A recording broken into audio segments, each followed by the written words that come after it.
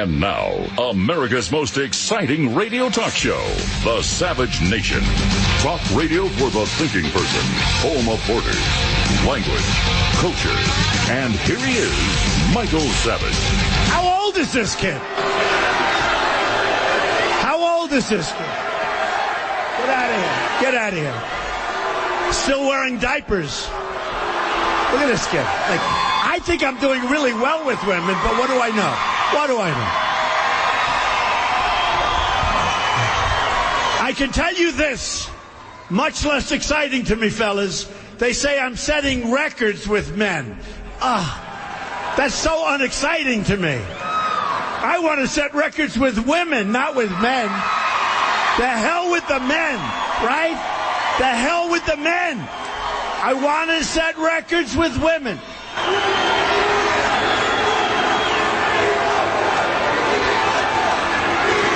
This is so exciting, isn't it? Well, my friends, you see what's going on in the country. It's history repeating itself. That's right. You know what's going on. Headlines say, Trump rally causes riots. Protests at Trump rallies turn violent, as though the people who are attending the Trump rallies are doing it. You well know who's doing it. It's the New York Post doing it. It's the Associated Press doing it. And behind it all is the evil genius, George Soros, to the best of my knowledge, the best I can figure out. These violent, ugly third worlders are being funded and they're funded. You think they're just showing up spontaneously? Isn't this odd that there are riots at these rallies for Donald Trump and they're calling them protests? Listen to what people are saying. I mean, you read what people are saying and you understand what the American people are saying. And the fact of the matter is, the more they riot, the more they beat up people in wheelchairs, the more they attack cops, the more they turn over police cars, the more people are turning to Donald Trump. So keep it up, all of you intolerant vermin, because your time is coming. You will see justice in your lifetime, and you know it.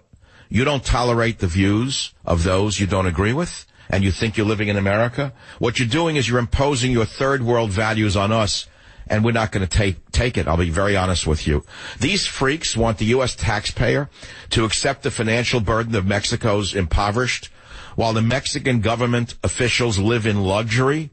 The United States, if it is not stopped, the U.S. will become an appendage of Mexico, another poverty-stricken state of Mexico, which is why Trump is rising.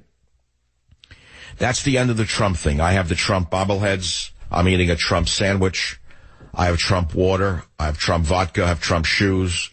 I'm ordering a Trump nail polish kit, Trump pants, Trump belt. I think there's going to be a Trump mobile very soon. I put an order in for a Trump mobile. It runs on its own power.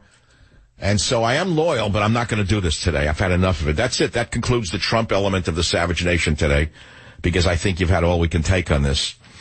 There are other things I want to talk about, and some of the stories are quite good, such as, what am I going to talk about? You'll never guess. Are you ready? I was reading a story about a beautiful, successful blonde doctor, a married mother of 3, a dermatologist, no less, married to a dermatologist from Roslyn, New York. 3 beautiful children, right? And she was found dead in Manhattan in the doorway of a weird apartment building, her panties stashed in her handbag, dying of a drug overdose. Kirsten Rickenbach Cervini. On the face of it all, she had everything. If you looked at her on Instagram or Facebook, she was the perfect woman. Doctor, husband, doctor, 3 children, nice house, great career. Meanwhile, she was leading a second life, a double life, as it were. I have a question for you in the audience today, those of you not on antidepressants. Actually, no, those of you on antidepressants. Those of you secretly using drugs. Are you ready for this? What is your hidden double life? Don't tell me you don't have one, because you do. And for radio, for the listening audience out there, believe me, they'd rather hear about your double life than about Donald Trump or Hillary Clinton. We could talk about that, and I'm going to talk about this. What is your hidden double life? Also, for those of you who missed pieces of my interview by Larry King, which was conducted on Monday, replayed yesterday on my show. It'll be on his show somewhere, I don't know, at the end of the week. Nobody gets RT, so I don't think you're going to watch it. I'm going to replay pieces of the Larry King interview because this is a news story, King versus Savage over Trump, because they try to set me up. I mean, he was reading a script. It was out to get Donald Trump. He thought he'd turn me into an apologist for Donald Trump, but he doesn't understand I'm not an apologist for anybody. The phone number here is 855-400-7282. You look at the Facebook page of this young doctor. Photo album, photogenic, well-loved, well-traveled, celebrating her birthday in 2008 with her husband, Andrew, also a dermatologist. Dressed up in another picture for a formal event, looking carefree. People said on Instagram or Facebook, what a good-looking couple. There's pictures of the doctor in Jackie O-style sunglasses on vacation in Hawaii. There she is partying in New Orleans. There she is skiing in Whistler. There she's in a thick spa robe. There she is dining by the fireplace, living with a family in her home in Manhasset, Long Island. On Facebook, she seemed to be filled with a great life. Happy people all around her. Do you know that there are 80 million photos posted on Instagram every day? 80 million. I've never posted a photo on Instagram. I heard about it. I was told to leave my website. I was told to leave Facebook. I was told to start posting on Instagram. I haven't gotten to that. I'm using the equivalent of the Royal Portable in social media. I'm kind of an old-fashioned guy. I'm using Facebook. It took me years to even bother with, to be honest with you. 1.49 billion active users per month on Instagram. Twitter has 316 million active accounts. Tumblr has 230 million. Pinterest, how do you call it, Robert? Pinterest has 47.66 million unique visitors from the U.S. alone, and is the fastest growing independent site in history. Now, what is the point of all of this? Because most of us are leading two lives, one online, one offline. And studies that are coming out show us that those who live online more than they live, let's say, in the real life, the fake life they're posting, makes them more vulnerable to depression.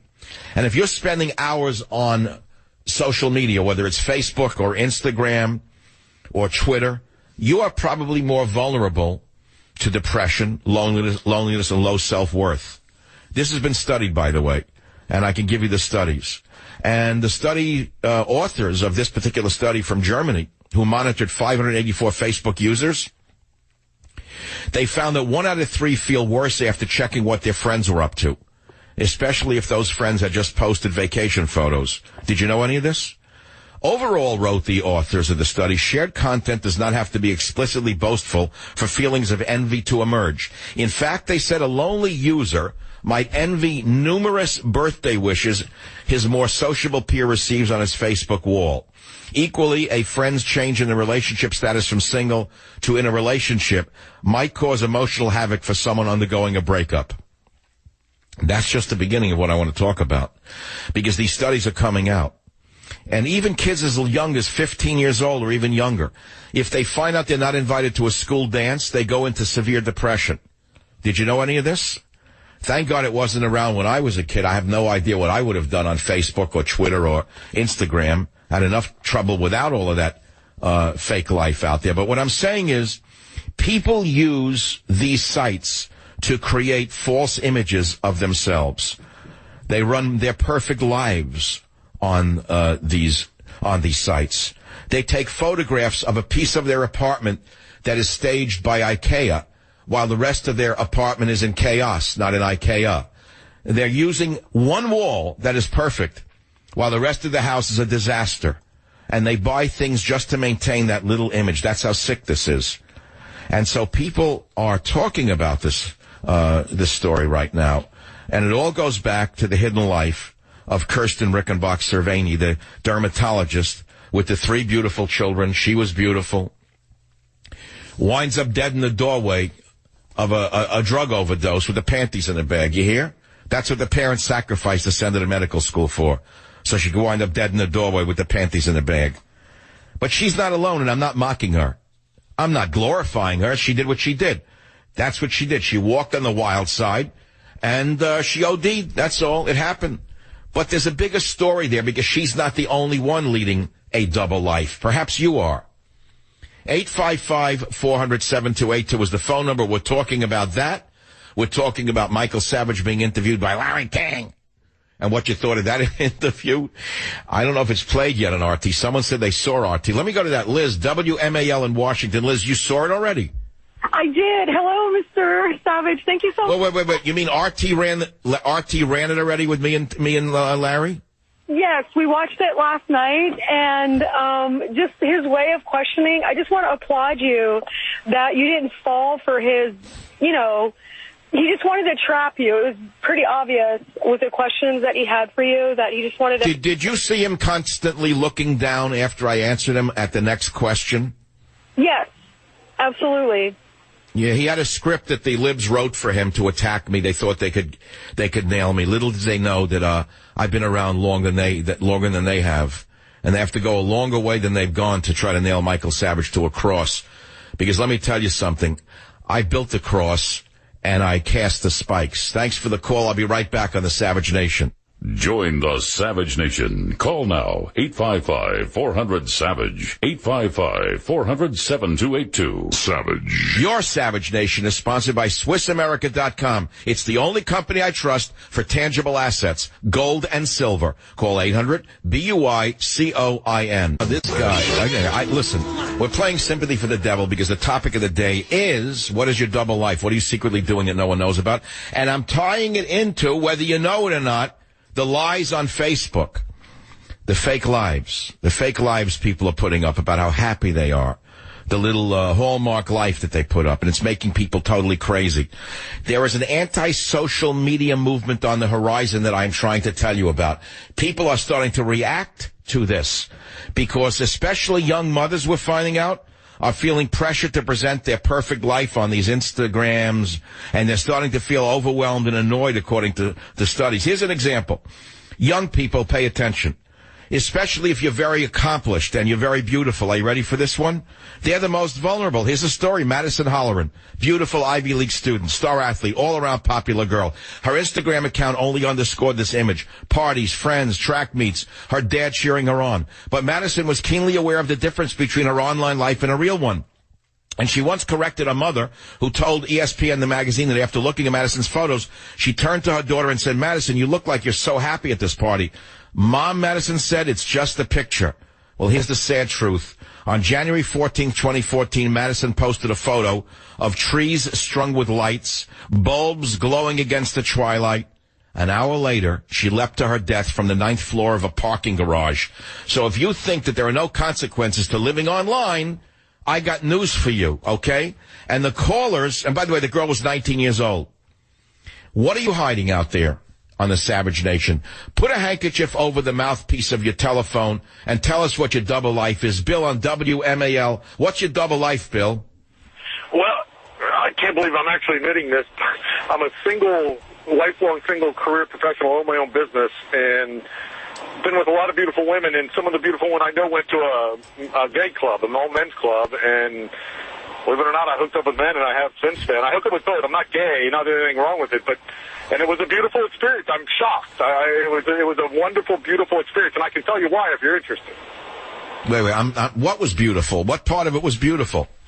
Just that there's no games, and you can tell when they're excited, and most of them are clean, and they take care of themselves, and there's no agenda. There's no... Well, what a salesman you are for the homosexual lifestyle. You're doing a good job, Bill. Keep going. I'm sure you'll be approved by LGBT groups. No, you could become You could become the poster boy. No, that's what's it. I can't believe I'm actually calling you. I'm a conservative, but it was a beautiful. This is my getting it off my shoulders, but I'm a conservative guy, an ultra conservative, if you will. Wait, hold on. I'm not. You went to a club where women pick up men, and you picked up a man, and you were happy? I know a lot of beautiful women, and they were going out dancing, and they said they like to go to, all-men gay clubs because they like to dance, and they get left alone. And they drugged me. So the women took you to a gay club, and you met a man. They took me there. They're like, "Come on, we'll be fun, we'll drink, we'll dance." All the guys leave me. All right. Yeah, but you're saying in the midst of it all that you're not gay. I mean, come on, let's be clear. You are gay. I don't know. I mean, what is gay? I don't know. I mean, I hook up with both women. I don't know. I'm not a psychiatrist, nor do I care about your personal life. I'm only doing this because it's a radio show, and I'm asking people to tell me what their double secret life is. Look, I've said this before. I'm a sexual libertarian. I don't care what adults do with each other to get pleasure. I'm not into it. This is interesting to me, as the alimentary canal, what people do with each other. But that's not the point. I mean, is this your whole secret? This is what you secretly do? Is it secret? I'm giving up on Facebook and Twitter because that's just supporting the ultra-left liberal business owners in Silicon Valley that are out of their freaking minds. So I'm not even social. But, I mean, you tell me, you're the doctor. Is it secretive? I mean, you're the first. I'm a doctor of nutrition and epidemiology, not of psychology, my friend. I'm not even saying you need a psychologist. It seems to me like you're happy. Are you very happy doing what you do? That's my point. I don't know what I'd call myself, what label society or someone would put on me. Hey, I'm up front. I don't mislead anyone. You want to have fun. You want to do this. You want to do that. Are you in a relationship with a woman? Is that what you're saying? That's why it's a secret life? I mean, I'm seeing someone. Again, I'm single. I mean, I don't own her. She's not my property. She's free to do her thing. She probably. But does she know does she know you're hooking up with men? Oh no! Oh my God! Oh no! Oh my God! No! Well, wait a minute. You just said, "Oh my God! Oh no!" Now you're ashamed of it. Well, I mean, no, I'm not ashamed of it all. I fear her reaction. She's like most women. That's what I'm saying. Most guys are drama-free. She would, oh, my God, the venom that would shoot out of her. Oh, Maru. Oh, a touch of misogyny coming out of you right now, Bill. Maybe it is. I don't know what to call it, but I fear, she's got a temper. The venom that would come shooting out of her, it's very graphic. That's along the lines of, I built the cross and I cast the spikes. That's pretty good. You should consider a career in radio, Bill. You're pretty good at the wordology. Hey, I don't know what I'm good at. I'm just trying to be honest with you here and let you know. I honestly, I fear her. Okay, and you hook up with men. You're a conservative. You love Ronald Reagan, and you worship the U.S. Constitution. Okay, have a nice life out there, Bill. Just, if I were your dad, I'd say be careful. Join the Savage Nation. Call now, 855-400-SAVAGE. Savage.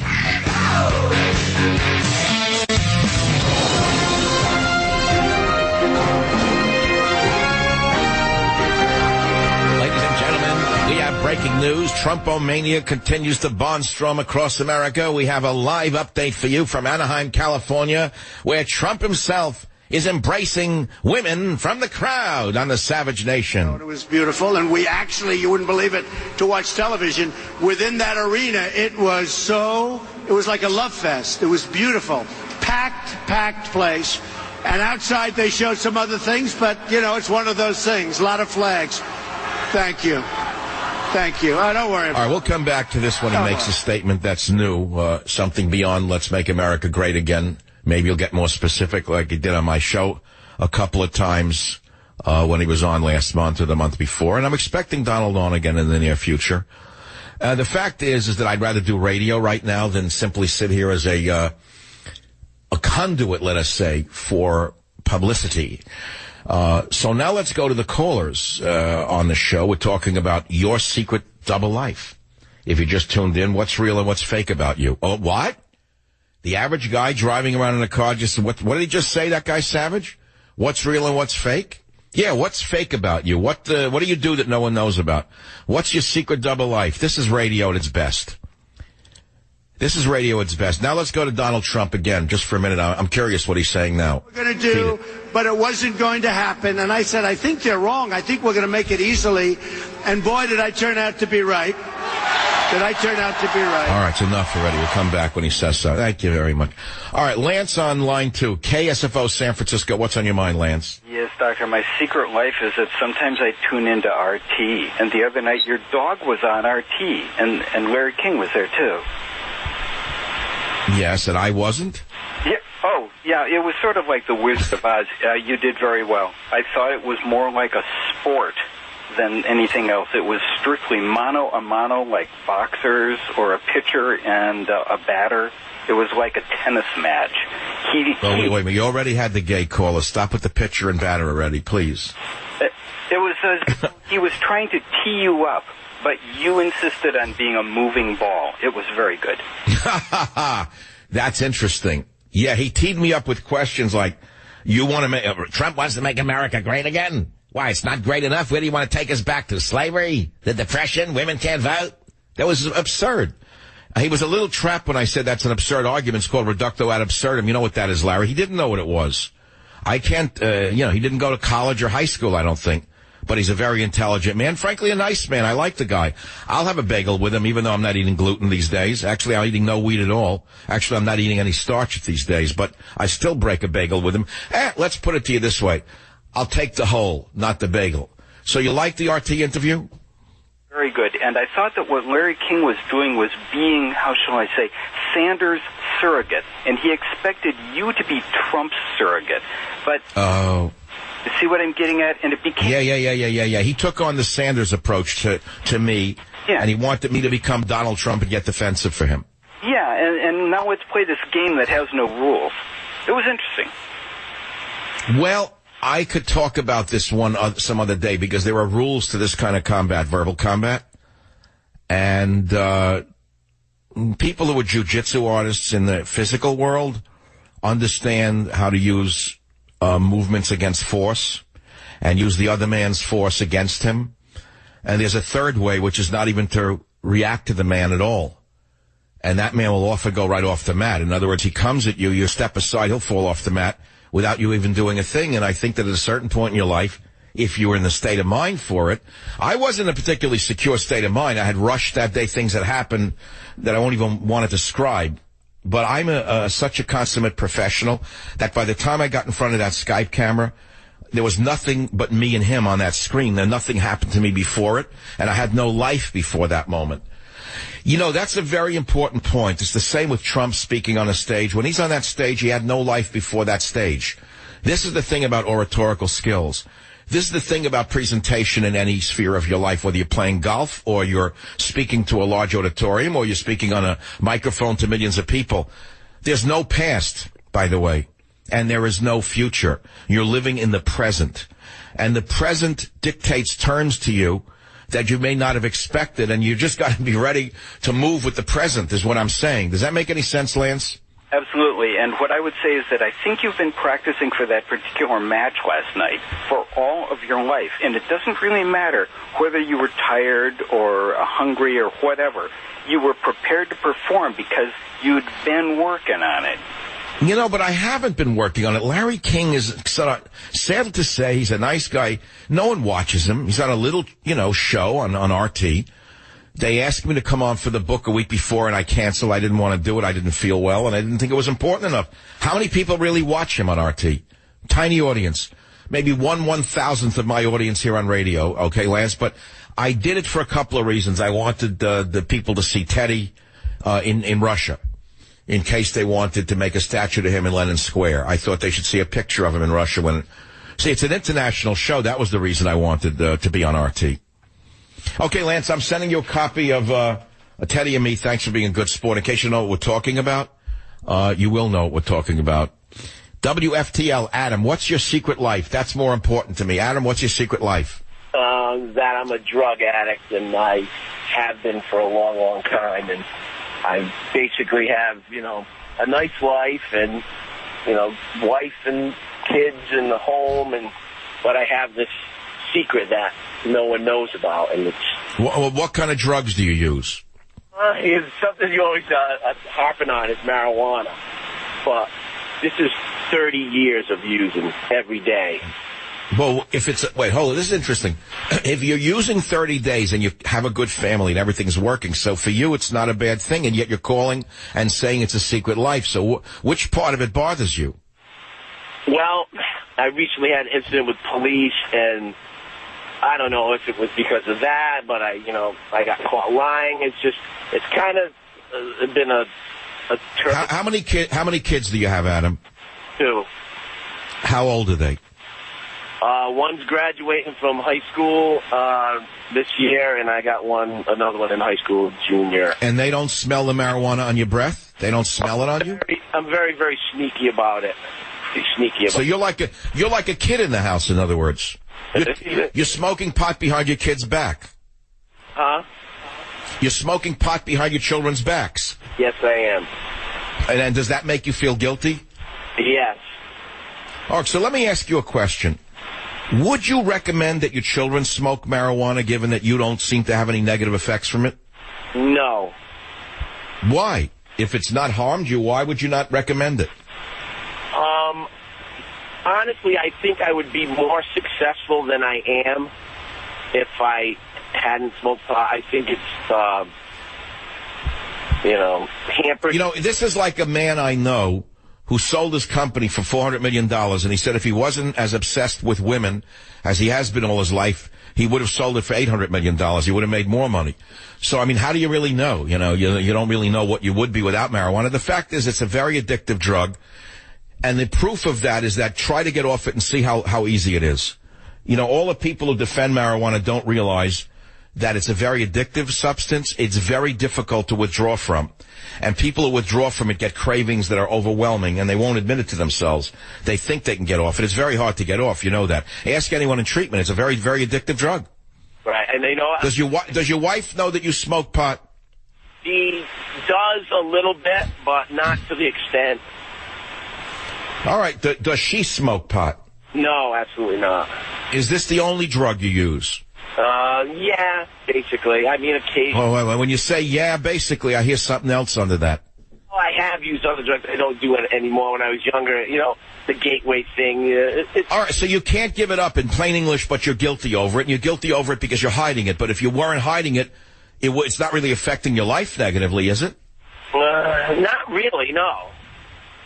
But all right, so what are you going to do? Some people can do it, and it doesn't bother them. There are other people who are hypersensitive to the psychoactive effects, and they can't touch the garbage. It's that simple. There's nothing I could say, but at least you had a chance to speak to Reverend Savage and get dispensation today. The wafer is in the mail. I have little wafers with pictures of Teddy on them that when you swallow it with a full glass of water, 12 ounces first thing in the morning, you're guilt-free for the day. WABC, Steve, what's your secret? What's your double life? You're on the Savage Nation.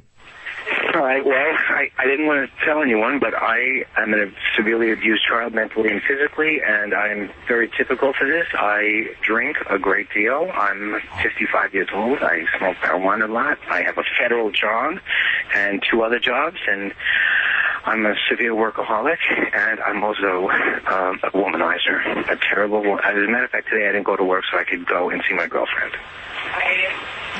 Well, who's in the background? Your girlfriend? I heard a voice. I'm in a jewelry store paying off a 30th anniversary ring.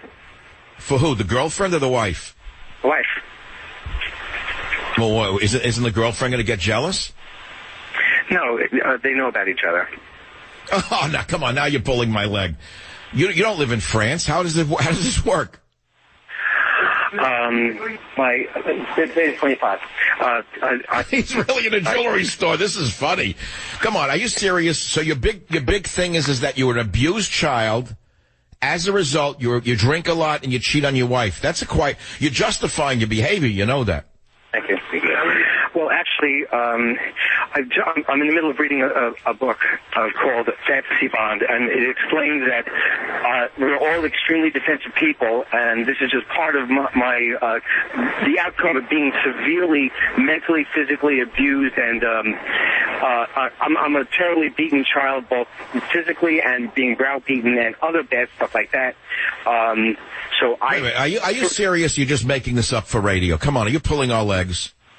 Mike, I swear to God, and a few people who know me don't. Oh, hold on. Let me go back to this for a minute. You're telling me that you cheat on your wife. You're a womanizer.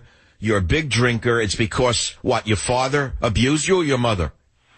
My mother severely abused me, and then when I was about 15 till about 17, my father used to take me to his favorite girlfriends, and. I am. What's your Steve? What's your ethnic background? Italian or Jewish? I'm Jewish, German, Russian, Polish. That's a hard one to follow.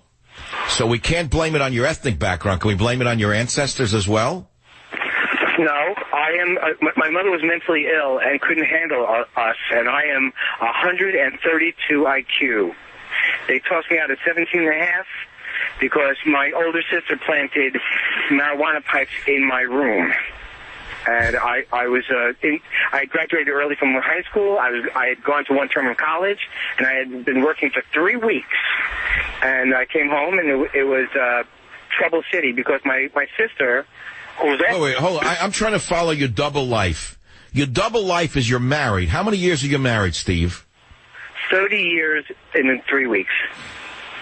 And your wife knows nothing about you womanizing? No, she knows about this one, and I see. I wanted to trap you because you said they know each other. But wait, okay, so you're still telling the truth. So it's a little bit of the Hillary and Bill situation. No, I live with my wife. We have a great life together, and I bought a house and trying to pay it off. And my girlfriend lives in Brooklyn, and she's a part-timer, and I have a good time with her. But I'm always I'm always looking for someone new. I have had one-day stands where I'd meet women in the supermarket and convince them to go to bed. Okay. Well, now guys are going to ask for your secrets next on Instagram. Well, how does a guy as messed up as you get a woman to sleep with him in a supermarket? I'm 132 IQ. I got a great personality, a sparkling personality, great wit. I love this guy. This guy has some confidence in himself. For a guy who was abused, you really like yourself. Well, at 17 and a half, being released from my house, I had to live on my own for a while, and I had realized that most of the lessons I was taught.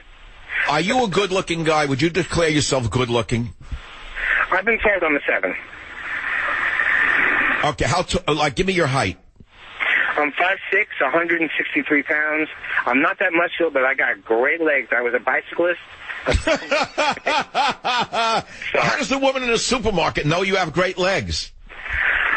Well, I used to wear spandex a lot in the summer times. You know? What do you wear? You wear yoga pants in the supermarket? You know, like 15 years ago and more when they were in vogue for men. You know, my friend, this sounds a little bit on what we would say in Brooklyn, a little meshuggah to me. I think you're making it up as you go along because you're having fun on the radio. Did you make any of this up? I am not having fun. This is the God's honest truth. I've been to 4 psychologists and 1 psychiatrist, and they told me I am a sociopath. I'm an unloved child with episodes of psychotic. I have psychotic episodes every now and then. Oh, God. Well, the only thing left for you is the Republican Party. I'll be right back. This is the Savage Nation.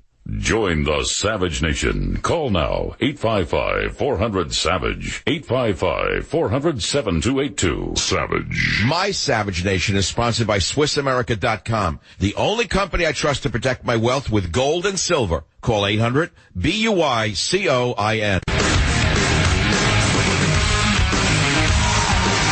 So, we go down the line, and I was so honored to get their support. And I started, actually, I have a structural engineer who's really terrific. I said, do me a favor, let me see. I mean, this guy's got good talent. I mean, what I do better than anybody is build. I'm a really good builder. I build. Trump at a huge rally in Anaheim. I'm opening up. And he is confirming that he will build that wall, build that wall, build that wall. The crowd is out of control with joy. This man will be the next president. He's going to win by a landslide, no matter what anyone tells you. He is really popular. Women love him. Men love him. The ethnic minorities are going to vote for him, whether they say so or not. They know very well what's at stake here. They don't want to see the country they ran away from emerging in this country. I mean, let's just put 2 and 2 together. You're running from a hellhole called Mexico or El Salvador because of the policies of socialism and demagoguery, and you're coming to America. You're making a good living. Do you want what you left behind to emerge here? You think they're stupid just because they're a bricklayer? Let's listen to Donald for a minute. Let's not say that because nobody even would believe it. But we're almost through. But I say 1 year because I want to be I want to be respectful. But we're 1 year ahead of schedule, more than that, and we're under budget. And the building is much better than... Build the wall, build the wall, build the wall. We're going to talk about your double life. We're going to talk about the breaking news. 3 ways Facebook and other social media mess with your mind right here on your Savage Nation.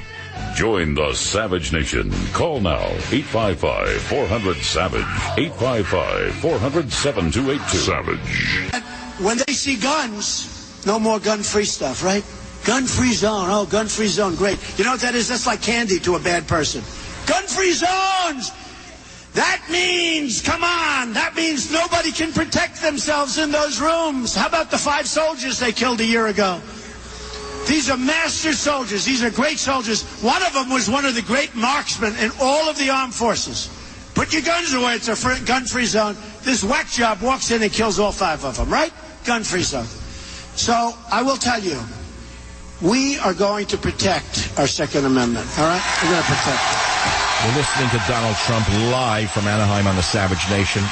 We're going to tune in and out of his great speech. He's giving a very fiery speech. He confirmed that he will build that wall. He confirmed just now, as you heard, that he's going to protect the Second Amendment. This is so necessary in this meltdown of the West. I have a story for you that is related to this. In Bavaria, in Germany, they are hiring illegal Muslim migrants, if you want to call them that, as police officers in order to impose Sharia law. They're hiring Muslim illegals as police officers, not even German citizens, in order to insist that Angela Merkel's mad desire to destroy the character, the history, the nature of Germany be completed. This is how psychotic this is becoming. This is the Savage Nation. The phone number is 855-407-282. Our main topic, as you know, is what is your double life? What is your double life? What do you do that you don't want anyone to know about? And we've got some great callers on this one on the Savage Nation. Let's begin right now on line 5. Livia, line 5 from KBET Radio. Go ahead, please. Hi, Michael. I'm here in Las Vegas from Yonkers, New York. Been here 22 years. And my double life is that I'm a transvestite. I live as a woman every day except for work. And? I have to boy up and go into work. What is your name as a man? I'm not going to say on the radio, Michael. All right. So the bottom line is you're leading a double life. You go to work as a man and at home you dress as a woman?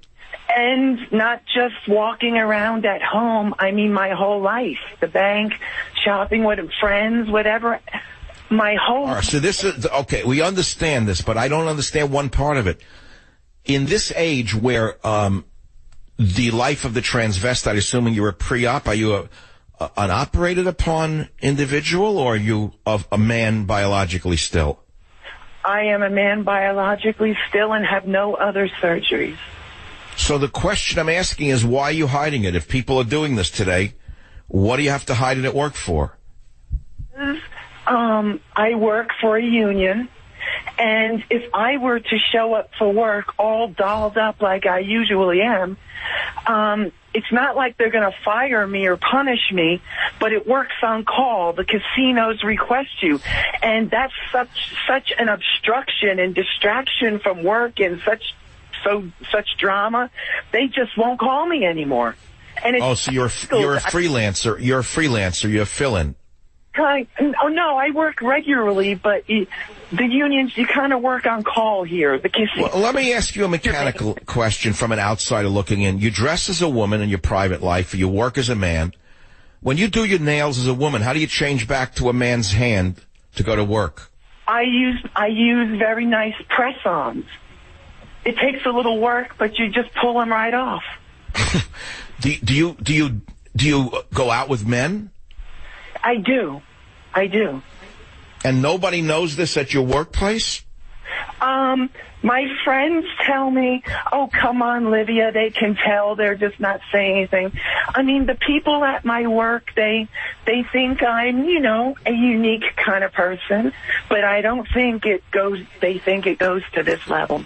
But have you thought about just coming out totally as a woman and just ending the duality? It is my dream, Michael, and with many trans people, it's a dream that can never be achieved, to get your face done, your breasts done, and everything. And they have to live most of their lives like this. It's just the most fortunate ones who can afford that. Did you always do this as a kid? I did not, Michael. To me, it was a middle-age thing. It didn't come out till middle age. Well, I mean, as a young guy, were you dating girls? Absolutely. So what was the turning point? I don't know, Michael. Well, at one point, I started becoming bisexual, and I would date girls, but on the side would go off and be with men once in a while. And then I guess I don't know, Michael. That's a mystery. How we're. Do your parents know? Did they ever know about it? Are they alive? My parents, my mother is in Yonkers, New York still. That's where my family's at. They have no idea. They're 2,000 miles away, Michael, just where I live. Yeah, but wait a minute. You go home and visit your parents. Do you go as the man or the woman? I go as the man. They have no idea. But a mother knows everything about her son. She must know what you're doing. I don't think so, Michael. She's pretty old school. She would never think this would happen to one of her kids. Well, look, what can I say about this? You know, you're leading a life that you chose to lead, so what can you say about it? I mean, this is what you're doing. So what's the point of you calling a radio show? And what I'm asking about your double life, what is the purpose of calling the show? What do you hope to get out of exposing this to? No one knows you, but what are you getting out of this? Well, my friends from my woman life will know me on the radio, and I don't mind that. And why? Because they listen to you in Las Vegas on this station, KBET? Yes, they know I'm a huge fan of you and your show, and they listen too sometimes. Would you define yourself as what? A trans what? I would define myself as a transvestite because I have no surgeries. All right, look, different strokes for different folks. What can I say? I mean, it doesn't shock me, you know. I'm an older guy. I mean, I've seen everything, basically. I've heard everything. I've read everything. How does it affect my life for you to do what you do? I don't understand why it bothers anyone. But, Michael, you asked me what am I getting out of this phone call? And I think what me and all the other people calling your show on this subject, it's getting it off our chest a little bit. We breathe a little easier after talking to you about it. No, it's interesting. I mean, it's just talk radio, but it is a sort of forum, but no one knows who you are, so you're getting it off your chest in a weird way that no one really knows you. So you're not getting it off. What is this, like a group therapy thing? And we're getting it off our chest to someone we admire. Your opinion matters to us, and we want to... Maybe I should do a rally in Las Vegas for the trans community. There should be. There should be. Oh, come on. Now, who's pulling whose leg here? Come on. Is this a real call, Livia, honestly? Absolutely. Absolutely. Absolutely. You know, you don't know with a show like this whether someone's just doing it to have fun with the audience and me, or if they're really pouring their heart out. I think in your case, the latter is true. I think you're really letting it all hang out. How many people in Las Vegas would you say lead a life like you do? Oh, many. You have no idea, Michael. They're school teachers, they're city officials, county officials, they're dealers, casino managers. I've met them all. What's the bargain about being a woman? I don't get it. In other words, if you're a man, what's the bargain? Even women don't want to be women, a lot of them. They're tired of it. Michael, to be honest with you, there are lots of advantages. Just Monday morning, me and a friend of mine, a lesbian girl, we were going fishing out here in Lake Mead. My truck got stuck in the mud all the way up to the running boards. The tow truck guy came out and pulled us out and gave us half off. Now, if we were two guys, he would never have done that. So I'm sorry, so you're saying you're actually demonstrating that chivalry is not dead? Yeah, Mike, it has its advantages, but living as a woman, I definitely see the dark side of men. Oh, but you know, a woman's life is very hard, putting on makeup and having to be beautiful. Guys don't have to go through that. A guy throws water on his face, brushes his hair back, and throws his clothes on. A woman has to take a long time to go out of the house, doesn't she? Yes, and a woman like me, it takes even longer. So why do you go through it, though? It's a labor of love. It's who I am and who I want to be. And if I... Okay, well, look, I want to ask you one other question. What happens to people like you when they get old? What happens to the older transvestite? What happens to you? Most of them live their full lives because they retire. They don't have to worry about work anymore. And now they can live as a woman every day. That's who they can be. They're divorced. They don't care about their ex-wives. Their kids are out of the house. Are there special nursing homes for trans people? I don't know that, Michael. I don't know. It's a crazy question. If we're lucky, we get old, you know. Yes. Yeah, that's a weird statement I just made. If we're lucky, we get old, and then the bargain really begins. You know, getting old is a real challenge. It's not easy when you start to lose it. And the question is, how do people like you cope in a nursing home situation if you're lucky enough to get there? Well, that's a topic for another day. I don't know anything about it, but I think that what you're saying, what you've said so far is actually real. You really do lead a double life. I don't think it's as unusual as we may think. You're in this world. I'm going to ask one last question. You have a lot of friends who do this in Las Vegas, and some of them are probably macho men. Isn't that true? No, Michael, I don't have a lot of friends who are like me. A lot of the people I know in my trans life are gay, you know, men or women, but very few girls like me. All right, but I was going to ask another question, which is kind of irrelevant to this point because you basically took the wind out of it. Why do you listen to this radio show if I'm such a right-winger? Because, Michael, I don't think you're such a right-winger. I think you're more libertarian, as I am. I'm an independent, Michael. I've never carried a party card. I vote. Yeah, well, that's the absolute truth. I'm not a Republican. I never have been. And the reason do you support Trump? I do, Michael, 100%. Well, I would think anyone in a vulnerable community would support Trump. Why would you want to bring Sharia law to a country when Sharia law would throw you off a roof or throw you down a well? Or hang me from a crane, like in Iraq. No, it's no joke. I mean, I don't know how the whole gay community in America doesn't understand this. I don't understand that at all.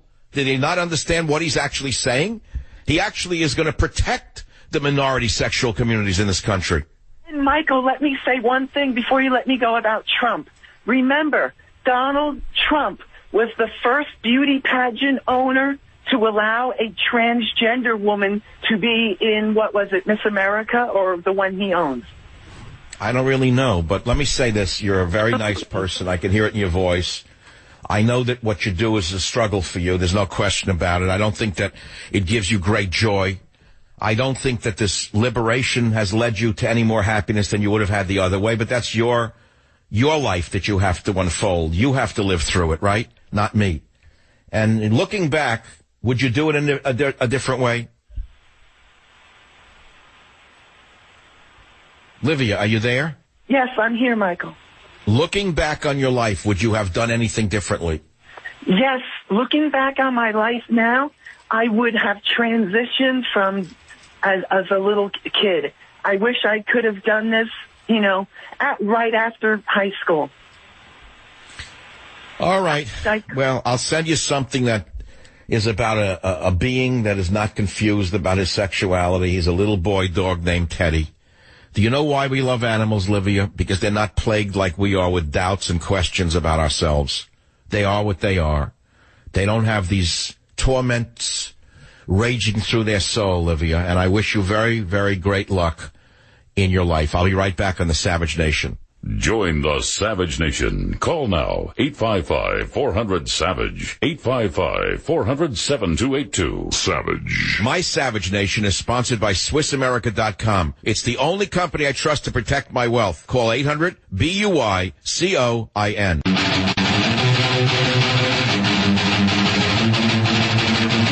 All right, so look, Donald Trump is still speaking in Anaheim, I believe. I'm not going to cut back to it unless he says something new. He's doing great. The crowds love him. And the people who are opposing him are organized, waving Mexican flags. Let them keep waving their Mexican flag. What they are ultra-brown supremacists. You know, you heard the phrase white supremacists. Well, there are white supremacists, but, you know, what goes around comes around, man. There are brown supremacists, and they are there. And La Raza is a brown supremacist group, and they've been in the White House for years now. So if you want to get it on, man, let's get it on, people are saying. Go wave your Mexican flag, because we're going to start waving our American flag in your face. And it's our country, not yours. That's what's going on right now. And that's why I'm talking about another topic entirely, because I don't want to get too excited over this. I'm not running for office. I'm simply running a radio show. Barbara on WABC, welcome to the Savage Nation. What's your topic? I don't have a secret to bring forth today, but I was very extremely touched by your interview with Olivia. It was very heartfelt. I brought tears to my eyes. The whole topic was just absolutely... Well, because you probably think I'm a bad guy and I'm gruff and I'm not sensitive. It's the exact opposite of who I am. Yeah, well, I know. I don't know why a man who is strong has to be mean. I mean, I'm strong and I'm not mean. I'm strong and I'm very nice. Absolutely. That you're a man. You are a man with a capital M. And I'm a human being, and she was a human being. The woman who called, with the man-woman thing, it's a human being who called because she's in pain. There's no question that she didn't call because she was boasting about her double life. She was in agony, and I heard that in her voice. She was only trying to let it out of her system a little bit, right or wrong? I'm sorry, what? Yeah, well, thank you for the call. Let's go quickly in the time that remains. I don't have time for Alicia on WABC, who is leading a double life. She says she's married and she has a boyfriend. And now, I think this is a great topic. Pardon me, but I know radio. I have an instinct for this. This is more interesting than Hillary Clinton. It's more interesting than Donald Trump. Yes, of course, it's important, but every second, no. And so if you want to expose your double life, what you're hiding, to a massive audience without giving away your name, place, and social security number, the phone number is 855-47282. Also, we may get to a piece of the Larry King interview, which is all over the Internet now. Apparently, it's caught fire, and people are commenting on it like crazy, right here on the Savage Nation. Join the Savage Nation. Call now, 855-400-SAVAGE, 855-400-7282. Savage. Hey, why don't you do it in the road? Why don't you do it in the road? Yeah, do it in the road. It feels good, do it. That's the world we're living in today. Let's go to some of the callers. Mary on WMAL line 1. What's on your mind, Mary? Oh, hello, Dr. Savage. I just wanted to talk about your program today, which is very interesting because I do not have a fake life or a second life or a hidden life. I have one life. It's called a real life. I live in reality. You might call it Aristotelian. I know you'll appreciate that. Well, no, I understand what Aristotelian logic is, but what is an Aristotelian life? Well, you see things as they are, for what they are. So that a stick is a stick, a stone is a stone. It's not some imaginary thing. I am what I am, a woman, married, with a wife, children, home, and I'm very happy that way. So you're very grounded. You know what is up and what is down. You know what's right and what is wrong, in other words. Exactly. So we don't do any of the social media at all. We don't have any of those contraptions. And also there's this loss of a sense of privacy within your family when you expose things to everyone on these sites. Yeah, well, of course, this Real Housewives kind of thing and the reality shows, none of them are real. They're all fake. They're all staged. We all know that. The worst of them are these survival shows that Nat Geo runs, like Naked and Afraid. I mean, you got cameramen behind them. How really are they in the jungle kind of thing? Everything is a double faker now. It's very hard to lead a real life in a world of fakery, isn't it? It's so happy and so free because you know what's what. You know that, if you have plans to go to someplace for a holiday with the kids, they're all excited. Everybody, you do things as a family. And if I were to define what you're saying, you're leading a traditional 1950s American life with father, mother knows best. Right. That's exactly right.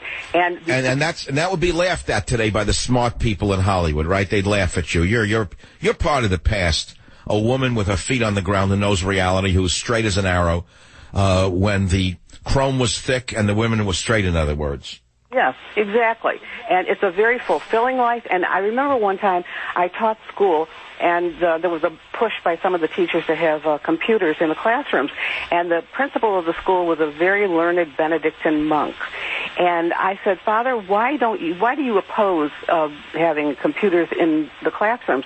He said, because they're not real. He said, it's an image.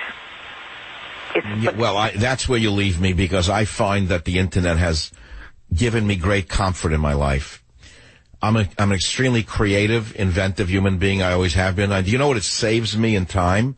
when I'm bored, which is often, that I could go on the internet and go anywhere that I want to go. I can look up the cost of used Jaguars. For example, I'll give you one example. I could look at the cost of boats I might be interested in, and for those few minutes actually have a boat again when I don't really want a boat again. Or look up an obscure topic such as the chemical structure of niacin and see whether it compares with the chemical structure of statin drugs. Things like that. I mean, I can't do that. I couldn't do that years ago. I'd have to go to libraries for days to do things like that, Mary. With you on that point, I think what Father was getting at was the fact that to use it as a teaching, means of teaching kids things. I mean, it's just an image on a screen. Well, I'm sorry, he's stuck in the page wrong about that. I have to disagree with you. I feel that you can have your feet on the ground as you do and also live in the world of today. But we can disagree on this. I don't know how you can turn the computer or the internet off in this world and still be part of the world. Mary, I am sending you Teddy and me. You want something real? The little guy is real. Now let's go to some really salacious callers. Let us go to WABC. Alicia on line 7. What's your secret, Alicia? Hi, Michael. I kind of have a double life. I moved here from California, but I'm originally from the East Coast, and I actually diagnose cancer for a living. And I have a boyfriend that I see here from when I was 17. I'm 59 years old now. And my husband's a horrible alcoholic. But I continue to stay with him because... So your double life is that you're married to a guy you don't like, and you're seeing a boyfriend and you're guilt-ridden over it. Kinda. I feel like I have to stay with him because he's a real bad alcoholic, and I don't think he... What do you mean by you diagnose cancer? What does that mean? I look at cells under the microscope and, determine if a person has cancer, another disease. I mean, you work in a hospital setting? You're not like a folk healer who does the Ouija board. You don't read energies. I'm the first person to know you're going to die, basically. Nice to meet you. Nice to meet you. Hope you know my name. Nice to meet you. Hope you guessed my name. I mean, it's like sympathy for the devil. But I'm saying you're a cell biologist, in other words. Yeah, cytotechnologist is what it's called. Cytotechnologist. Uh-huh. So that's a very depressing life, isn't it? Well, it is when I'm home because I constantly get criticized. No, but when you're looking at someone's cells, do you personalize, this one's cancerous? When I look at cancer, actually, we get very excited, and I'll show it to someone else, to kind of teach them or... So you don't emotionalize and say, okay, you don't think of it as a person? No, I think of it as like a teaching tool, and actually cancer is very aggressive and mean-looking in the, on the slide. It's Well, have you ever heard me say I'm like an oncologist of the social world, of the social order of America, and this patient has terminal cancer? Have you heard me say that? Yes, I have. In my mind, Donald Trump is the only oncologist who can stop the cancer. Do you agree with that? Yes, I'm going to vote for him, too. I mean, I don't know. See, there you go. Another intelligent person who agrees with me. We need somebody to come in with drastic medicine or we're finished as a nation. Obama has literally metastasized the cancers of this nation, hasn't he? Yes, uh-huh. Yes. He's the opposite of it. He's not a cancer doctor. Obama's a cancer inducer. Okay, Alyssa, your copy of Teddy and Me goes out to you. This is an amazing show. I hope you're impressed with it. Let me do this for a moment while you're calling on your double life. Many of you missed the important interview I did. I'm not going to play the whole thing. Just start the interview right now from the beginning. Would you please, Robert? He's an outspoken icon in the conservative movement, host of one of the top-rated radio talk shows in America, heard weekdays in syndication. He's Michael Savage of the Savage Nation. He's out with a new book, Teddy and Me, Confessions of a Service Human, which tells about his years-long relationship with his purebred poodle, Teddy. Michael joins me via Skype, and we'll get to the book in a little while. Michael, thanks for being with us. Thanks, Larry. What do you make of the United States lifting the ban on the sales of military weapons to Vietnam? It looks like a chess move to sort of send a message to China. I think what the geniuses and the Obama sorority are trying to figure out is how to use factotums to sort of prod China away from their warlike status right now. In other words, I've said for years, Larry, that China's used North Korea as their junkyard dog. They don't bark in North Korea unless China tells them to, and they scare us every once in a while with a missile test. We don't really have Asian nations that we can use to scare China, and I think sending weapons to Vietnam is about that. That's my guess. But Vietnam has never had a love affair with China, ever. No, because the Chinese conquered or tried to conquer Vietnam, and of course, then the French, then the Americans, and we know how that ended. A piece in Salon.com last month described you as the ideological godfather of Trumpism, the man who blew up the Republican Party's establishment hold on its working class base. What attracts you to the Donald? Well, it's not that he personally is that attractive. It's that his message is extremely attractive, and that I suspected right from the beginning. I had Donald on my show going back to 2011, before anyone took him seriously, before he even announced his candidacy. Oh, I used to have him on since 1980. Well, of course, you've been around longer than me. I would figure you'd top me on that one. But the thing is, Larry, I felt that with his moderate nationalist message, my message has been borders, language, culture since I started in radio, I didn't see a candidate who was really going to push that forward. He seemed to be doing that. And I'll be frank with you. Many of his talking points for at least a year leading up to the announcement were coming out of my books, such as Stop the Coming Civil War and then Government Zero. So I know his staff was reading generally in the conservative movement. My books were selling very well. You would think they would look at the writings of people who had brains on the right side of the spectrum, if you want to put us there. I wouldn't even put myself there, by the way, but that's okay. Wherever they want to put me is fine. I would call myself pro-American rather than right or left, but let someone else define me. So what attracts me to him, I felt, A, he's a good salesman. B, he's got tremendous good unis, pardon me, that's Brooklyn for guts. And I felt that someone needed to stop this movement towards a dissolution of our borders, the bastardization of our language, and the absolute total decimation of our culture. Somebody had to stand up for America, which I love. I'm an immigrant son, Larry. And believe me, when my grandfather came here, he kissed the earth. And he told me one thing. He said, learn English and become an American. He was right.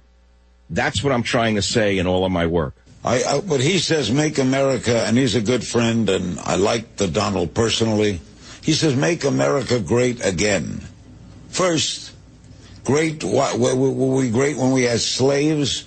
When we were great when women couldn't vote? When we were great during the Great Depression? I think we're pretty great now. What do you mean great again? Well, of course what do you mean I would. Great again? That's the standard liberal line. Well, because it happens to be true. No. That's an argument called reducto ad absurdum. You know very well because you've been in the business long enough. In other words, you take the most absurd opposition point of view and you make it sound as though he wants to bring us back. You call slavery absurd? Bring us back to slavery? Come on, Larry. That's a standard. All right. Was the Depression absurd? We're not in the Depression. Was the Vietnam War absurd? We're not in the Vietnam War. Obama is the most power-mad president in American history. He has decimated virtually every decent institution in this country, from the military to the schools. That's what he means by make America great again. We're not talking about slavery or the Vietnam War or women not voting. All right. Do you think the military is depleted in America? Are you kidding me? Show me the proof.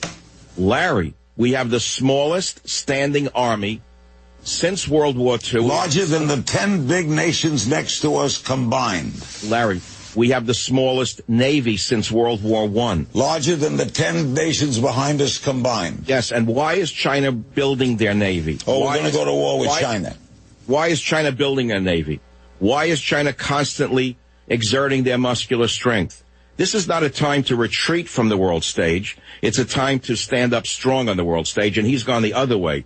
The only people he seems to aggress against, your president, not mine, is the American opposition, the conservative movement. Anyone who says one word against them are his political enemies. On the world stage, he's a wimp. Talk law, the old statement from Theodore Roosevelt, speaks quietly, carry a big stick and talk quietly or something like that. This guy has the opposite, which is speak loudly and carry no stick. He deported more immigrants than the last 3 presidents combined. He's hit more drones. That's because he's brought more in than the last 5 presidents. He didn't bring them in. They came in. Why did they come in? Because he dissolved our border patrol. Larry, you're a human being living in the country. Why do we need people on welfare? Tell me how that benefits. I was on welfare, and I don't like it. I had it. I know why it's necessary. New York City bought my first pair of glasses. I'm not going to knock welfare people. But how many people can we support on welfare? Anything that's necessary, because we're a great country. Where's the money coming from? We're bankrupt. Yeah, we're so bankrupt. How come I see people going along? I tell you what. Larry, listen to me. The average person's not you or me. There are two economies in this country, if not more. Los Angeles is not the heartland, which has been hollowed out, going back to the Clintons with NAFTA, if you want to get very specific, when they exported whole factories, let alone jobs. Savage. Capiche? I capied. Welcome back to the Savage Nation. That was a taste of it. You can find it on the internet. I'm not going to run it again. I thought it was a very telling interview, not because he's Larry King and I'm Michael Savage, but what he asked me is what liberals are using on conservatives across America. What he asked me in his attempt to set me up is what they're going to do to Donald Trump in the final debates with Hillary Clinton. So again, my friends, the main topic from my point of view as a radio expert is the real and the fake. And that is your secret double life. The phone number here is 855-400-7282. By the way, breaking news, Hillary Clinton has a plan to dissolve the U.S. border within 100 days should she, God forbid, become president. That's right. She wants to dissolve the U.S. border with Mexico within 100 days. I'll tell you how right here on the Savage Nation. Join the Savage Nation. Call now, 855-400-SAVAGE, 855-400-7282. Savage. The Savage Nation is sponsored by Swiss America, the only company I trust with my financial future. Call 800-289-2646 or SwissAmerica.com. Listen, if you're stunad, don't listen to this show. What can I tell you? This is not for the stunad. This is for the thinking person. One of my hobbies right now is I like to go on to these dictionaries on the internet, talk about the internet, what you could do in your spare time to show you. I'm looking up Italian-American slang. Sometimes I look up Jewish slang. It's fun. I mean, if I watch gangster movies, I got to know what they're saying. They must read these things. Like bada bing. What does it actually mean? I have no idea. I do know. Don't call me on that, please. You want a nickname for an idiot? It's really simple. Romney. That's the Italian name for idiot, is Romney. Let's go to the callers. Double lives. Chris, KSFO, line 9. What's on your mind, Chris? Dr. Savage, it is a great pleasure just to speak with you. It's a great show. I love how you basically the best counselor in the world, but you don't have time for me to keep going on. What's your double life, Chris? Sir, I'm in the military, and I've sworn to protect this great country, the Constitution, against all enemies, foreign and domestic. And to be honest, sir, with all the stuff I see going on, I feel like I'm a complete traitor to the country, and it's killing me inside. I don't know how to balance it anymore. You feel like you're cheating on your vows? I do. Every day I wake up and I feel like a hypocrite. We do all this. Why? Because of the way the U.S. Army has become anti-American and feminized? Yes, that and amongst other things. I see people who are charged with leading our great country and protecting it. Well, we know who the traitors are. The Benedict Arnolds will be drummed out of the military when Trump becomes president. Hang in there, kid. It's not over till it's over, and the fight has just begun. I'll be back on the Savage Nation. Be here or be nowhere. Join the Savage Nation. Call now, 855-400-SAVAGE, 855-400-7287. Warning, the Savage Nation contains adult language, adult content, psychological nudity. Listener discretion is advised.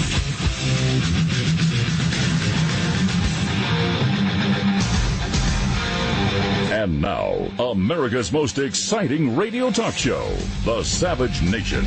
Talk radio for the thinking person, home of borders, language, culture. And here he is, Michael Savage. In a way, we're talking about two-faced people. People who lead one life and are doing something behind their back. But tell me what's real and fake in the political world. How about Facebook, Apple, Amazon, Starbucks pretending to be run by super left-wingers in favor of illegal immigration, gay and lesbian rights, global warming issues? What about their tax structure? Facebook, the social media titan, paid just £4,000 in corporation tax in 2014, despite reporting UK revenues of £105 million. What is that, 4%? Nice. Hey, that's good, Marky. I like that one. How about Apple? They made $34 billion in profit during the year to 2014 in England, in the UK. 34 billion, Apple. And how much did they pay in British corporation tax? $11.8 million pounds. Can you believe the numbers I'm giving you? How about Amazon? All of these great liberal companies. The online shopping giant took in $5.3 billion in sales from British shoppers in 2014. Take a guess what they paid in British corporation tax. 11.9 million pounds. Starbucks, another great liberal. Oh, he gives speeches every day about illegal immigration and be nice. The coffee chain paid just 8.6 million pounds of tax over 14 years between 1998 and 2012, when sales totaled $3 billion. So you're talking about two-faced. How about Hillary Clinton? She says she's for America, but she has a plan to dissolve U.S. border within 100 days. You can read all about it. How about the anti-Trump protesters? They claim they're doing it because they're peace lovers, but they're violent communist street agitators waving waving Mexican flags in America. They're not protesters, they're rioters. They are hate groups. They should be put down by the police. But they won't be put down by the police because of the two-faced president. But let's go back to the individuals listening to the show. I asked you, are you leading a double life? And many people have called with, I think, some fascinating stories. I'd like to change it a little bit in this hour, in the time that remains, to this. Many of you don't lead double life. Many of you don't lead double lives. You lead with your life. But you probably secretly wish you could do something. I want to tap into that secret wish, the secret life you wish you could be leading. That's something that everyone on listening to this show could relate to. Most people listen to the show very straight, and they lead straight lives. But inside them, there's someone else waiting to come out. Who is that someone else? What is it that you sometimes, or sometimes more than you'd like to admit, wish you could be doing, or wish that you could be, if only you'd let yourself go, and only if you didn't have the responsibilities you have? I really want to get into this. I'd like to get those calls, but if you don't want to talk about it, I understand it. KSFO, Crystal, line 2, go ahead, please. What's your topic? Hey, Michael. I'm sorry. It seems as though everyone's secret is that they're a secret homosexual, which is crazy. I am a lesbian, but it's no secret. But it is a small part of my dilemma. I'm in my 20s. I'm black. I'm a lesbian, and I am a secret Trump supporter. Listen, that must be tough in your. That's a tough one in your community, Crystal. Oh my God! I mean, I look very liberal. I'd love to go to a rally, but I feel like I'd be spotted out and kicked out. I can't. Oh, a black lesbian conservative who's a secret Trump supporter. That's a tough one. Do any of your friends know this? I was just talking to a few people. I get hostility back. I ordered a Trump 2016 bumper magnet on Amazon, and I work with special needs kids inside their homes, and I had a parent tell me to remove it or not to park my car in her yard. And but why are you, as a black lesbian, supporting Trump? What is it about him that you like? Well, I've been a Democrat innately, almost. I mean, it's like, visceral for black people to assume they're supposed to be Democrats, right? But after doing some history research and self-education, and people like Larry Elder and Thomas Sowell have become my personal heroes. I'm all for liberty. I'm for the Second Amendment. I'm pro-life. I carry guns. I would love to be a member of the NRA.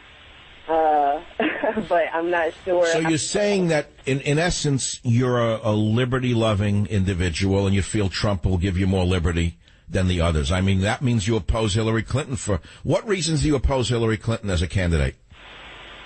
Well, she doesn't have much integrity to begin with. She's not been consistent. And she has that same socialist mind frame that Hitler had, that the whole country's adopting. He convinced the whole country to hate a particular demographic liberals nowadays are convincing the country to hate people who hold on to their conservative values, which are essentially that everyone should have liberty and the freedom to be their own person, right? Boy, you're right on the money, Crystal. Look, anyone like you who works with, did you say handicapped children? Is that what you said, or special needs children? I work with autistic children, yep. So you have to deal with a lot of problems, and you have to be very flexible in your dealings, correct? That's right. Mm-hmm. So you have to have a very fluid mind, because if you get rigid with children who are not, let's say, sufficiently locked into a particular personality, if you want to put it to you that way, you're not going to be able to deal with them, correct? Don't you have to be fluid with them? Yes, that's exactly right. All right, so that means that you're fluid in your thinking, and therefore you arrived in the right place through your ability to think to begin with, Crystal. Well, I wish you a lot of luck in your lesbian black community world. I don't know how in the world you have to hide this one, because to me, anyone who would prevent Sharia law should be the natural candidate for gay people. To me, it's a no-brainer, but hey, Teddy and me going out to you, Confessions of a Service Human. Thank you for holding so long, Crystal, on the Savage Nation. Let's go to the next. There's no news. Riot at Trump rally. Protesters assault Trump supporter in wheelchair. There's nothing. There's no news. So anyone who says there's news, there is no news. I'd rather do this.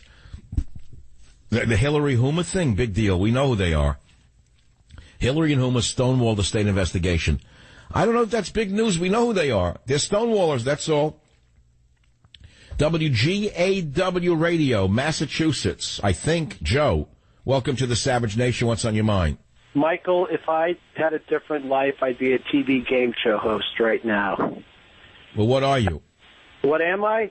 I'm a manager with an insurance provider. My wife would always say, you know, you want a party, just add Joe. And I'm like, you know, I see a game show, I'm like, oh man, that could be me. So you lead a boring life, and your dream would be to be a game show. So it's very interesting. Why does that appeal to you? You know, I love the spotlight, Michael. I mean, put me in front of a podium, and I'm in my natural element. Oh, I understand that, but why do you think being a TV game show host is your secret fantasy? Why not saying being a politician or an actor? Well, my son says that I have a evil comedic mind, and I know these guys, you know, they come up with these jokes, and it just flows out of my mind when I'm talking. My son's like, where do you come up with this stuff? And I'm just like, you know, somebody says something. So your double life dream would be to be a TV game show host. That's as far as it goes. You sound like a very nice guy. You have a lucky wife. I have 6 kids. So, so you're a good father. Your worst fantasy, your worst, wildest fantasy is to be a TV game show host. That's great. Yeah, that's a real boring fantasy, right? No, I was going to say, you lead a boring life and you have the most boring fantasy I ever heard of, but hey, I actually admire you because your mind doesn't take you into dark places, does it? No, well, it does. I have to fight it off. I think we're all tempted to the darkness, and we just have to keep running to the light, Michael. How do you fight off the darkness? You know, I get up in the morning and I thank God that I'm not in the darkness, because I know I have a tendency to drift that way. And I used to pray not to go in the darkness, and I just thank him for not letting me be in the darkness. So you found religion which saved you from the darkness? Absolutely. I mean, listen, we all got to believe in something, right? And if there's no life after this, then we're just all doomed. My mother used to say that you have to believe in something. And I've said to nihilists who call the show, I said, what do you believe in? They say nothing. I said, well, therefore you have a belief system. You believe in nothing. We all believe. In other words, they are so committed to being atheists that they believe in nothing. They absolutely believe there is no God, so therefore they believe in something. It's a religion for them. Atheism is their religion. Yes, liberalism trumps atheism. Liberalism is the supernova of all of the other isms. It's liberalism becomes the godless religion that we have all seen emerging in this country. Joe, I'm sending you. Where do you live? What state are you in? In Massachusetts. I'm in the conservative northeastern corner of Massachusetts. Up near New Hampshire? Up Yeah, up in the corner. I'm about 6 miles in from the ocean and about 10 miles down from New Hampshire. Everybody here, believe it or not, our state rep, both our state reps and our state senator are all Republicans up here. Hard to believe. So, in other words, you're the opposite to Boston. Right. I'd like to say you're the antithesis to Cambridge, Massachusetts. The best Republicans live in the shadow of liberalism. The best conservatives live in the shadow of liberalism. All right, Teddy and me goes out to you and your children. 855-407-282 is the phone number. Let's go to we just had GAW. Let's go to KLIF in Dallas. Tamara, line 3, you're on the Savage Nation. What's your topic? Yeah, I'm an engineer, and I've been writing science fiction and horror for a number of years, but it's not something I discuss at work because sometimes when the technologies we were working with seemed very dark, I integrated that into my stories. Obviously, I didn't leak technical details. And more recently, my son was picking up one of the books and couldn't finish one of the ones I published because he went, "This is too dark and scary. Mom, how did you write this?" But Tamara, what kind of darkness do you write about? You straight life engineer, dark life horror stories. What's the most horrible thing you've written about? One of the first ones I got published as horror was Death by Nanites. Death by what? Nanites, the nanotechnology, gone amok. Oh, nanites attack a person? A mistake where it destroys all life on Earth except for one survivor trying to not be alone. What is a nanite? Where does it come from? What is it? Is it dark matter? What is it? It's the micro machines that, in theory, could fix cells and create new life and assemble to create whole new structures, but in theory could go into individual cells and repair damage. They actually exist? The work is being done to develop it. Wow. So you're an engineer, and what kind of engineering do you do?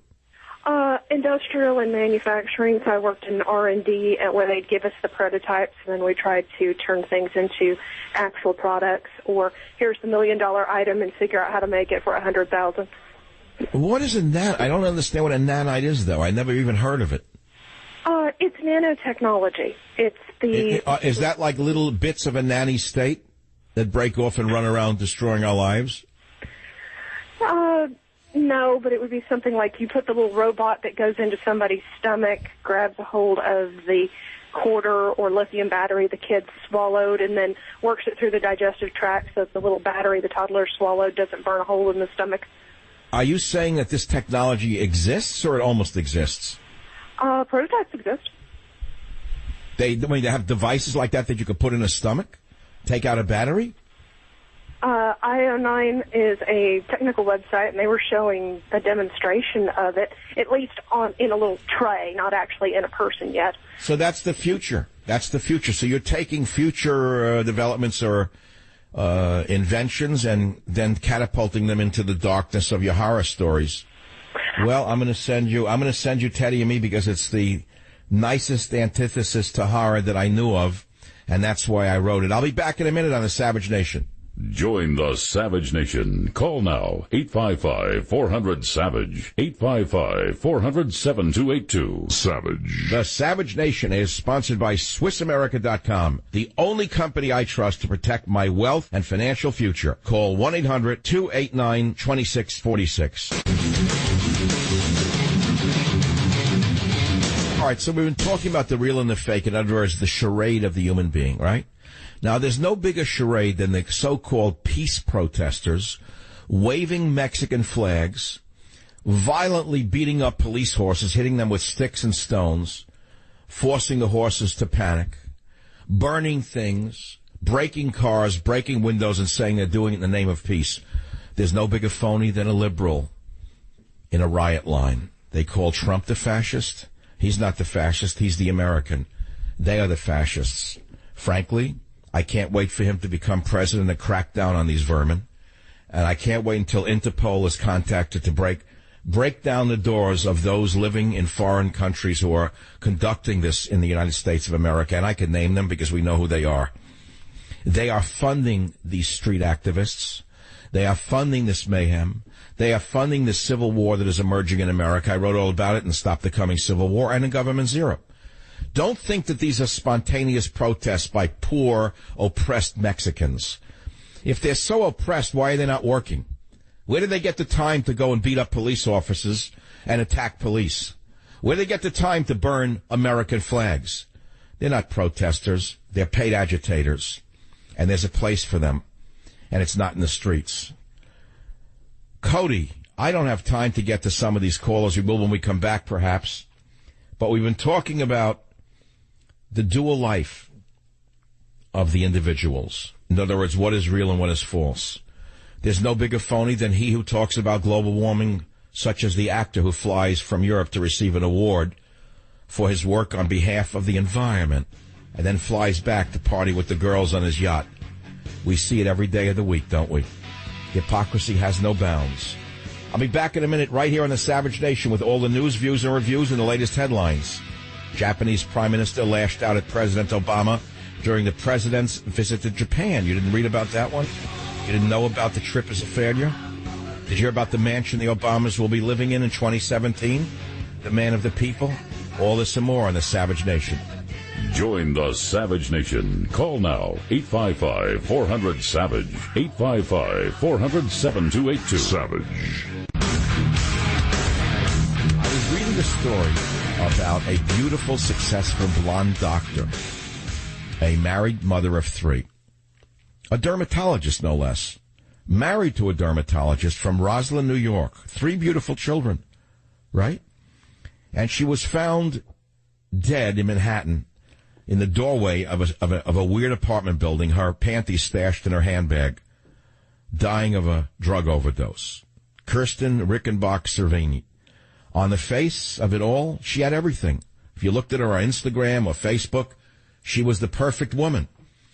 Doctor, husband, doctor, 3 children, nice house, great career. Meanwhile, she was leading a second life, a double life, as it were.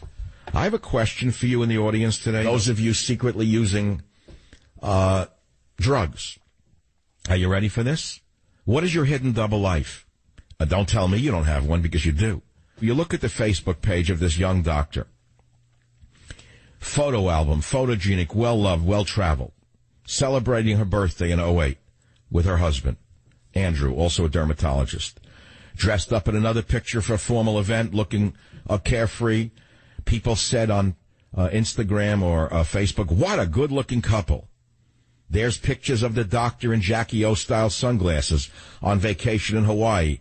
There she is partying in New Orleans. There she is skiing in Whistler. There she's in a thick spa robe. There she is dining by the fireplace, living with a family in her home in Manhasset, Long Island. On Facebook, she seemed to be filled with a great life.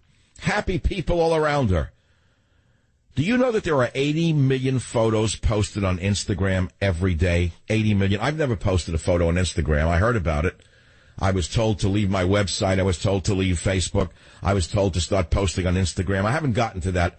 I'm using the equivalent of the Royal Portable in social media. I'm kind of an old-fashioned guy. I'm using Facebook. That took me years to even bother with, to be honest with you. 1.49 billion active users per month on Instagram. Twitter has 316 million active accounts. Tumblr has 230 million. Pinterest has 47.66 million unique visitors from the U.S. alone, and it's the fastest growing independent site in history. Now, what is the point of all of this? Because most of us are leading 2 lives, one online, one offline. And studies that are coming out show us that those who live online more than they live, let's say, in the real life, the fake life they're posting, makes them more vulnerable to depression. And if you're spending hours on social media, whether it's Facebook or Instagram or Twitter, you are probably more vulnerable to depression, loneliness, and low self-worth. This has been studied, by the way, and I can give you the studies.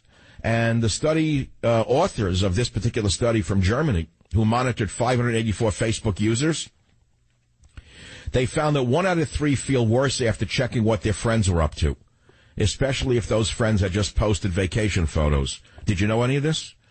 Overall, wrote the authors of the study, shared content does not have to be explicitly boastful for feelings of envy to emerge. In fact, they said a lonely user might envy numerous birthday wishes his more sociable peer receives on his Facebook wall.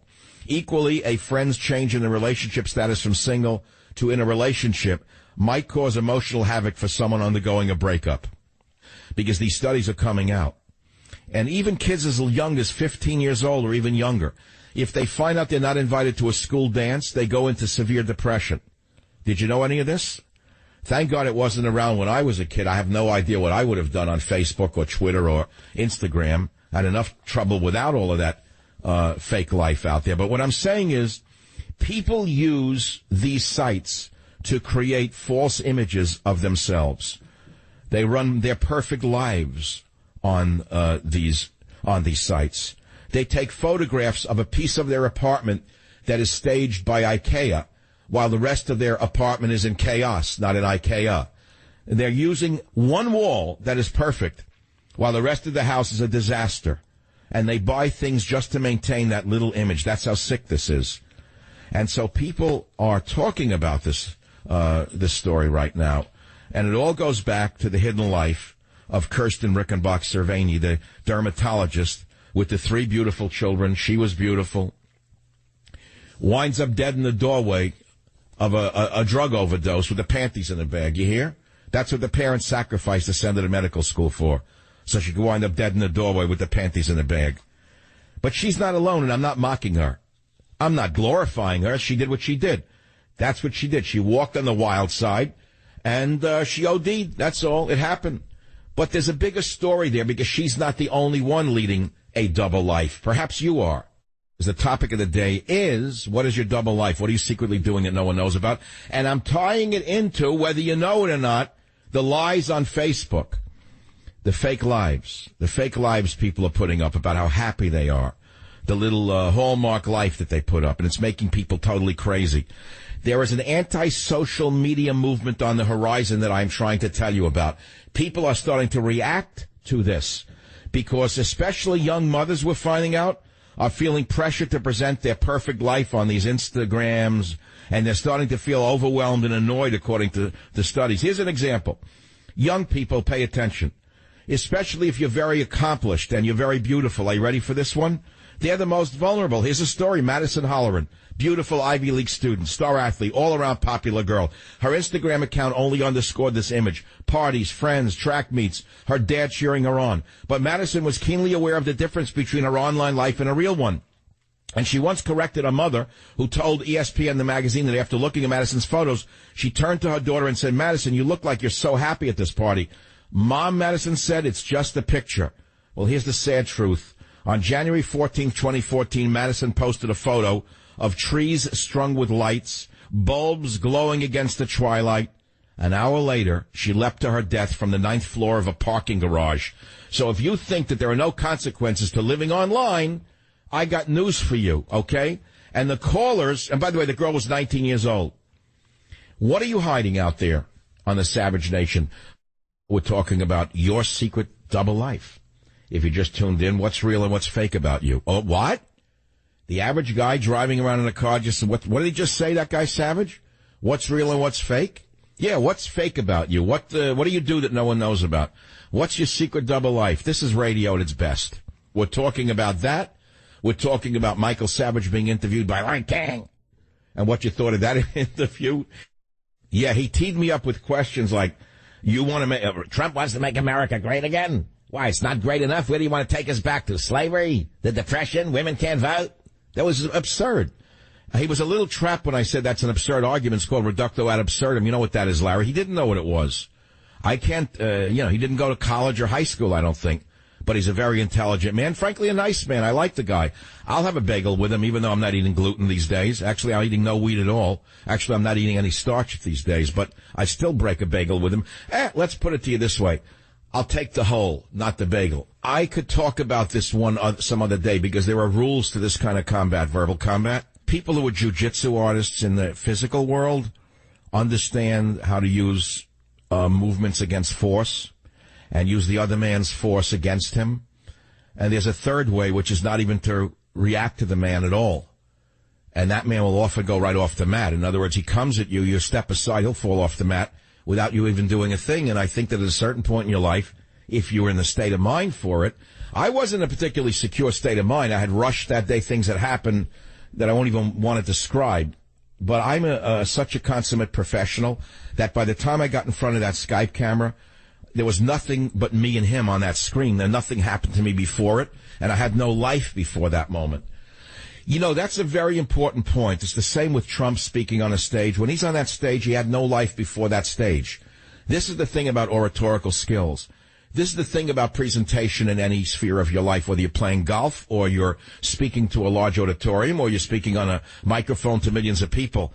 There's no past, by the way, and there is no future. You're living in the present. And the present dictates terms to you that you may not have expected, and you just got to be ready to move with the present, is what I'm saying. Larry King is, sad to say, he's a nice guy. No one watches him. He's on a little, show on RT. They asked me to come on for the book a week before, and I canceled. I didn't want to do it. I didn't feel well, and I didn't think it was important enough.